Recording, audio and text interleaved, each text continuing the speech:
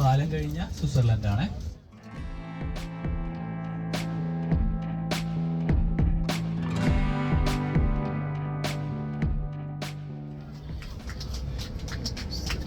കൈയടി ശക്തി പോരാ. ഭൂമിയിലെ സ്വർഗം എന്നറിയപ്പെടുന്ന സ്വിറ്റ്സർലൻഡിലോട് കടന്നിരിക്കുകയാണ്.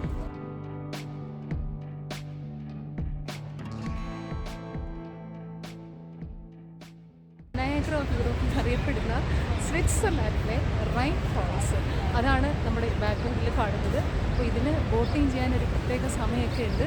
അപ്പോൾ നമ്മൾ ജസ്റ്റ് ബ്രിമ്മിലാണ് നിൽക്കുന്നത്. ഏതാണ്ട് സമയമാവാറായി. സോ എത്രയും പെട്ടെന്ന് ബോട്ടിങ് ചെയ്യാനുള്ള പരിപാടിയാണ്.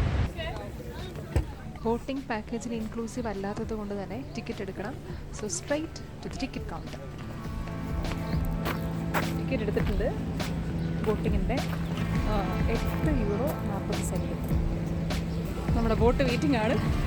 ഓടി നടന്ന് ബോട്ടിലേക്ക് കയറാം to see the famous Rhine falls. ഇതുവഴി വരണം. ചാടണോ? സ്ഥലമുണ്ടോ ഇരിക്കാൻ? അവിടെ ഇരിക്കാലോ.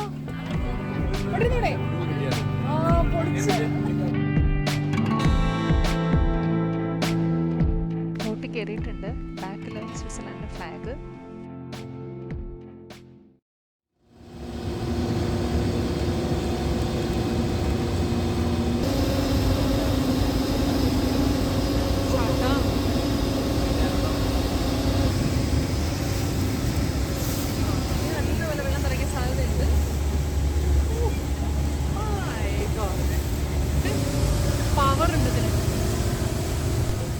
ഈ വാട്ടർഫോളിൻ്റെ വിഡ്ത്ത് 150 മീറ്ററും അതിൻ്റെ ഹൈറ്റ് 23 മീറ്ററുമാണ്. അത്ര വലിയ വാട്ടർഫോളൊന്നുമല്ല, എങ്കിലും യൂറോപ്പിലെ ഏറ്റവും വലിയ വാട്ടർഫോളാണ് റൈൻ ഫോൾസ്.